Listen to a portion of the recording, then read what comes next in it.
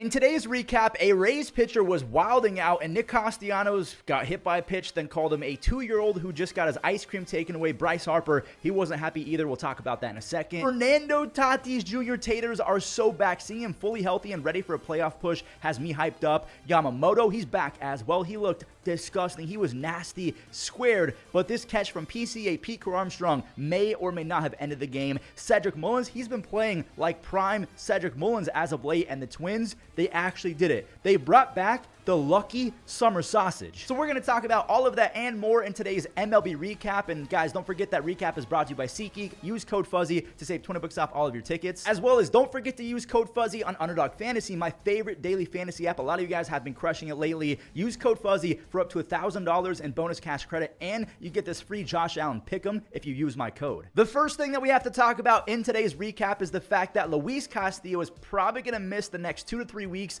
He's going on the IL with a hamstring issue. This is the worst timing in the entire world. I'm hoping that Luis Castillo bounces back quick. They do something to heal that hamstring a little bit quicker than normal, because the Mariners, they definitely need him. At least the offense kind of clutched up to start their game versus the Padres. Cal Raleigh, he made some history with this swing. He has 30 home runs on the season. He's the 12th catcher ever with multiple 30 home run seasons, and he has 89 in his first 4 seasons. That's only behind Mike Piazza. Luke Raley, he turned back into Nuke Raley, his 8th home run in his last 28 games. And is this who I think it is? Is that Nando? It is. Fernando's 15th home run of the year gives San Diego the lead, and staying with leads, Manny Machado now leads all Padres ever in home runs. Manny's 164th home run as a Padre passes Nate Colbert, and maybe I was born a little bit too late, but I have no idea who Nate Colbert is. A lot of you probably don't either. Manny, he had some more fun in the 7th. Why not a 4 RBI night?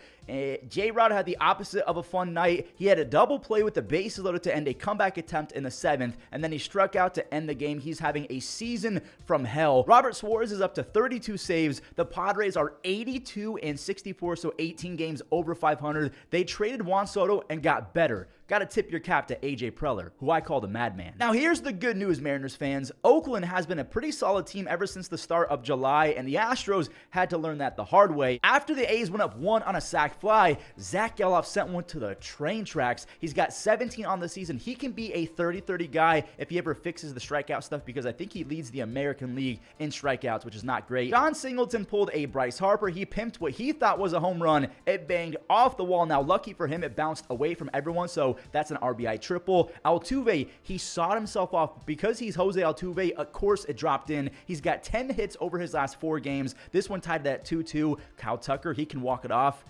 I guess he's not going to. What about this next swing? Jeremy Pena, he's going to try Daz Cameron, but with shades of his dad, Mike. Daz, he saves the game. He's a former Astros prospect, so that has to feel really good. We head to the 12th inning, where the A's, they just decided to spam the bunt button. They bunted 3 times in a row. Why do anything else if it's working? The A's went up 4-2 again on 3 consecutive bunts, but Houston's not going away without a fight. Jose Altuve now has 11 base hits his last 4 games, and the game-winning run is at the dish. Bregman with a little tap-root to end this game. So thankfully, Mariners fans, they're still technically in it. They're 4.5 games back of first place after the Astros took the L. We'll talk about the Phillies brouhaha after we do an update on the NL wild card, and let's see if the Braves can sneak back into the 3rd spot. It was a weird game for ATL fans because they won by 12, but also they lost Reynaldo Lopez after he struck out Jose Tena to end a jam. They have an MRI scheduled for his shoulder, I think, today. The 41-year-old Jesse Chavez, he turned in 3 shutout innings in relief with just 1 base hit with 3 strikeouts. He's only good with the Braves. He's been on like 15 different teams or something crazy like that. That's when the offense started going off, with Jorge Soler and Matt Olson finding some grass for some RBI doubles, which is a scary sentence if those guys get going. Ramon Laureano, he did the same, so 3 RBI doubles in 1 inning. Michael Harris had a monster night. I think he had 2 home runs, but this lefty home run versus Mackenzie Gore is disgusting. Orlando Arcia, he's really trying to break out and stay hot. Sean Murphy, he crushed a long ball as well. This one is a 2-run home run, and I wish you could have heard the broadcast for this next swing. They audibly said, "Oh my," as the pitch was thrown. Michael Harris goes 415 feet for his 2nd home run. Much like Arcia, Harris, he's really trying to break out and stay hot because they're both having down offensive seasons. So the Braves, they take it by 12, but because a lot of guys have regressed, Chipper Jones caught called them out, and he says that he has struggled working with the Braves and he doesn't watch as often as he wants to. This NL wildcard race is going to be so much fun. Maybe I'm in the minority, but I don't mind the third wildcard team at all because it makes September far more interesting for casual fans across the game of baseball. Davis Schneider's bad throw allowed Brandon Nimmo to get a crack at an RBI, and Nimmo, he delivered. It's all good, though, because the Blue Jays, they answered right back. Leo Jimenez, he tied it with an RBI single. Alejandro Kirk, he line went to right field, so Toronto is out in front now. Davis, how far is this baseball? Okay, so it bangs off the wall in deep center. Kirk and Ernie Clement, they both score. The starting pitcher for the Mets, David Peterson, he just cannot get guys to whiff, and even the young lefty, Joey Loperfido, he found some open space for an RBI. Chris Bassett was nasty. 8 strikeouts, just 1 walk, but he did hit a couple guys, so that's what we call effectively wild. Rookie Spencer Horwitz, his torrid week continued with an RBI extra base hit. He is 9 for his last 14 with 6 extra base hits. That kid can rake. The Mets lose sole possession of the wild card. They're back to being tied with the Braves. By the way, the Mets have scored 4 or fewer in 4 consecutive games. The offense has to find a way to wake back up. Just be like the Tigers. Detroit is playing like a legit playoff contender, and all it took was getting Javier Baez off the team, and I hope that he heals fast. I love El Mago, but he's not El Mago anymore, but they're so much better without his free outs. Parker Meadows is a freak, a straight-up athletic freak. He faced his high school teammate Bradley Blaylock, and I mean, that's just not cool. He goes yard. Riley Green, he turned on a splitter to lace it for a base-clearing triple, so a 3-bagger, and it's just genuinely crazy what the Tigers have done without Javi, just completely crushing momentum with a double play or a strikeout in the other batter's box. Matt Vierling and Parker Meadows, they both singled in more runs. Meadows, his second hit was a 2-run single. Vierling, he secured his second RBI base hit right after. A Kerry Carpenter sac fly was followed up by a 2-run knock off the bat of Andy Ibanez. He makes it an 11 spot on the day. I mean, again, doesn't this just look like a brand new team? We haven't even talked about rookie Kyler Montero, who tossed a freaking Maddox. A Maddox is a starting pitcher who throws 9 innings without allowing a single run in under 100 pitches. He goes 9 shutout with 5 strikeouts on 96 pitches.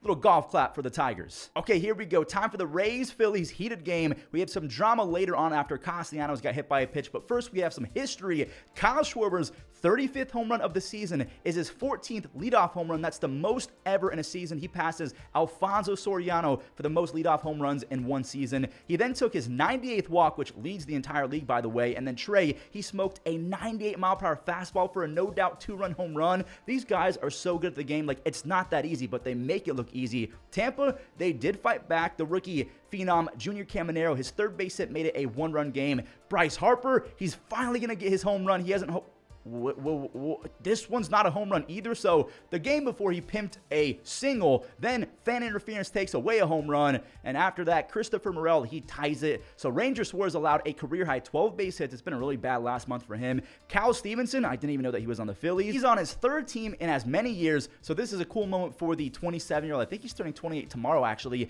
Buddy Kennedy, he made it 7-4, but I'm just going to show this. Trey Turner with his 2nd moonshot of the game. He's got a 130 OPS plus since 2020.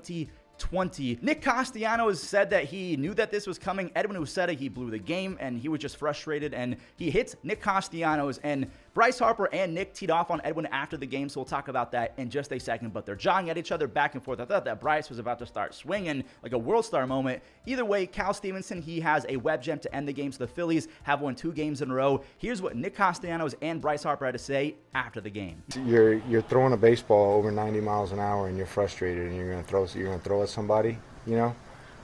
That's like my 2-year-old throwing a fit because I take away his dessert before he's finished. Guys throw too hard nowadays. You're getting mad because a guy hits a homer off here, you blow the lead. Walk the guy and come out of the game. I mean, what are you going to do? It's just the situation, the whole thing. Just really fired me up. No reason to drill a guy because you give up some runs. It's just not right. Moving on, I'm going to recap this Cubs and Dodgers game before we talk about the AL East standings update. Yoshinobu Yamamoto is back, and he's looking better than ever. Look at the movement and velo on some of these pitches. He strikes out the side in his return off the aisle. It's so nice to see him back. Freddie, he got eaten up by a bad hop, and that ball had a mind of its own as Isaac Paredes, he scores, but Tommy Edman had Yamamoto's back. You have Shota Imanaga on the bump facing off against Yoshinobu Yamamoto. You have Otani in the box as well. That's a marketing dream for both squads. Yamamoto, he struck out the side again. He had 8 strikeouts, just 1 base hit over 4 innings. Did Tommy just do it again? He did. Tommy's first 2 LA home runs come in the same game. Max Muncy, my goodness. He is now 7 home runs away from 200 for his career. But check out how the Dodgers lost their lead. Seiya, he clutched up for an RBI to make it 3-2, but then the ball got away into the camera well. Austin Barnes, he was beside himself. It's 3-3. And more bad baseball. Enrique miffed it. Seiya scores on the play. And the Cubs, they eventually went up 6-3 when Muncy did it again at 6-5 after the... Wait.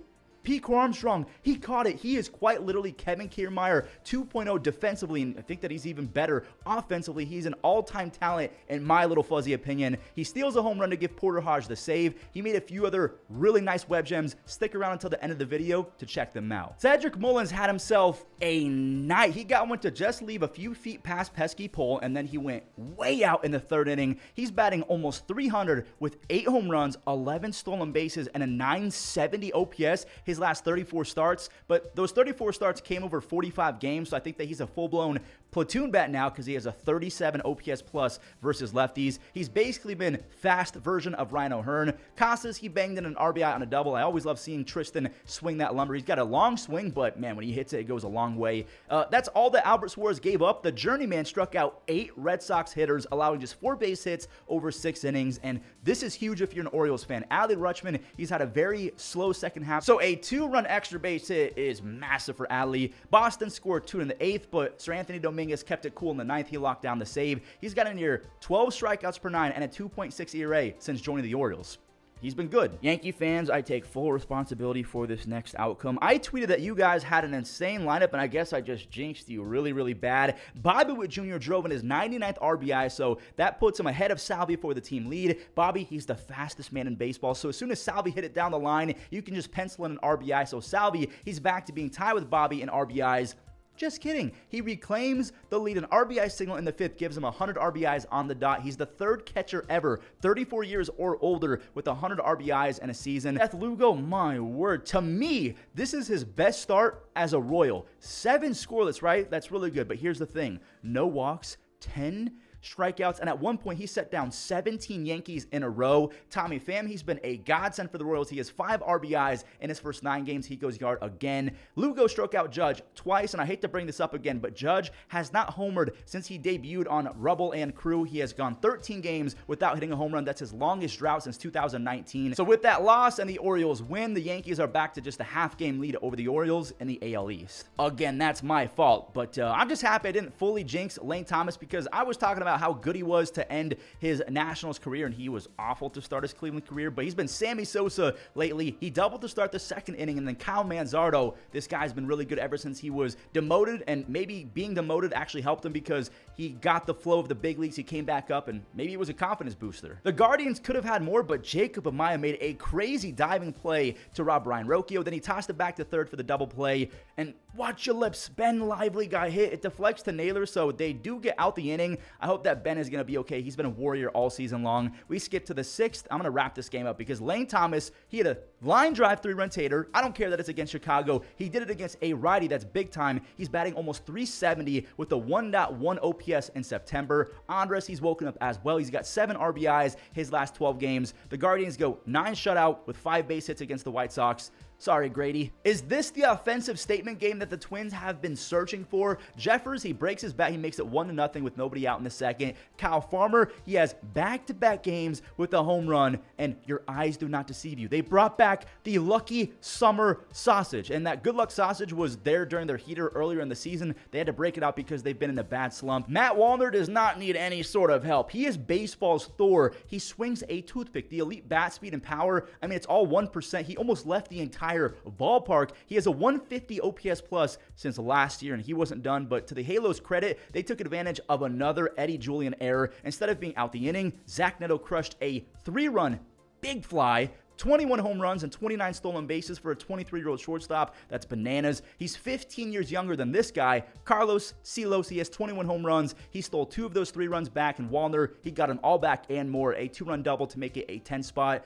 Pablo Lopez, I think he gave up 4 runs, but 0 of those 4 were earned runs. He strikes out 10. I think he ended his night with 3 consecutive outs via the strikeout. The Twins, they stay 3 games up on the Tigers as Boston falls behind the Tigers at 4 games back. We got another old guy who's still crushing home runs. I'm going to skip to the 5th because, I mean, you guys did not miss much, I promise. Brian Reynolds, he lined one back up right where it came from, his 83rd RBI. And here's the old guy I was referring to, McCutchen, a 3-run cannonball, his 8th season with 20 or more home runs. He's just a few behind Willie Stargell, who had, 15 of those? My God. Miami, they made things a little bit stressful later on. They scored a few in the 6th, another in the 9th, but Aroldis Chapman did settle down. He picked up his 8th save. A quick game. The Pirates have won 3 in a row. Cincinnati has also now won 3 in a row. Sorry, Cardinals fans, but Ellie took a 4-pitch walk, and it's easy pickings stealing off against this Palante guy. He has the longest delivery I've ever seen when someone's on first base like Ellie. He steals second, then is basically gift-wrapped third base. He's been striking out like crazy, so the stolen bases have gone down, but he's up to 64 now. Palante, he was able to end it without him scoring, and they learned from their mistakes. There was a pitch out. Ellie, he's now been caught 15 times on the season. All good. Ellie got on again later. He and India both score on this TJ Friedl line drive. Friedl, he then stole third base on a walk. Palante walked 5 Reds. He was allowing guys to steal left and right, and Ty France, he chopped one 20 feet up in the air to score Friedl. No chance to throw him out. Rhett Lauder, the rookie, tossed another gem. 5 more scoreless innings with 3 strikeouts. He has crazy movement on those pitches. 1 earned run over 15 innings to start his career. Emilio Pagan, a scary 9th, but he does strike out 3, his first save as a Red. Back-to-back shutouts. Texas got held scoreless in a rematch of games 1 and 5 of the World Series. We have Zach Gallen versus Nathan Eovaldi all over again. Jock Peterson, he just hit a baseball 450. He's got 22 home runs and a 160 OPS plus going 450 feet. Christian Walker, he goes oppo to make it back-to-back home runs. And this is not deja vu or a rerun. Another oppo taco for Christian Walker. He has 25 home runs despite missing over a month. Zach Gallen, he went full-blown slider crazy. I think he threw the most sliders all year. 5 scoreless, 7 strikeouts, and Pavin Smith, we know what he's done lately. He's been spraying extra base hits all week. He and Herrera found some holes to both secure RBI 2 baggers as J Mart, Justin Martinez, he threw 101 to end it. So some nice little payback to send the Rangers to 70 and 75 as the Diamondbacks are 81 and 64. The last game before we show the rest of the web gems, Jackson Chourio, the rookie phenom, has been an on-base machine since June. He got on for William Contreras, who of course drove him home. Willie Adames, he's now up to how many RBIs? 102 for a middle infielder? Sheesh. Now here comes the Giants. Matt Chapman, he laser an RBI double over Jackson Head. Elliot Ramos, he comes around to score. Grant McCray, he's going to try Chourio as well, but Jackson actually made this play. He readjusted very well to make the grab at the wall. I really miss Yelich. I wish that he was on the team for the playoffs, but Garrett Mitchell is kind of making it sting a whole lot less. He's got 7 extra base hits his last 9 starts. Aaron Savali, he was cruising when Mike Yastrzemski hit him with some turbulence. Yaz has 14 home runs, and I keep forgetting that he's 33 years old. He's not a young buck anymore. Milwaukee, they got blessed big time. Patrick Bailey threw a perfect throw to Beck after the wild pitch, but Ortiz, he didn't get tagged, but he still called out. They couldn't confirm it. What's the point of replay anymore? I've seen this at least a dozen times where they have a clear call and they just can't confirm it, so they keep it the same. Jackson, he ran down a ball to end the 8th. He flew into the netting. He really uses that elite speed to his benefit. He's got 4 outs above average defensively. Devin Williams, he ends it with a changeup. That's why they call him the airbender. He has 10 saves and 29 strikeouts in 15 2/3 innings. That's a near 17 strikeouts per 9. Well, everyone, that does it for today's recap. I hope that you guys enjoyed. If you did, do me a favor, leave a like. Subscribe if you're brand new. Use code Fuzzy on SeatGeek and Underdog Fantasy, and enjoy the web gems. Ground ball to second. Garcia stays with it. Tough play for Drury. A long throw in time. Here to shallow right center field. There's Billy Cook coming and speeds him up. Ground ball to second. Baker to the seal. Is John Gant. Ohtani hits that one. Out towards right center.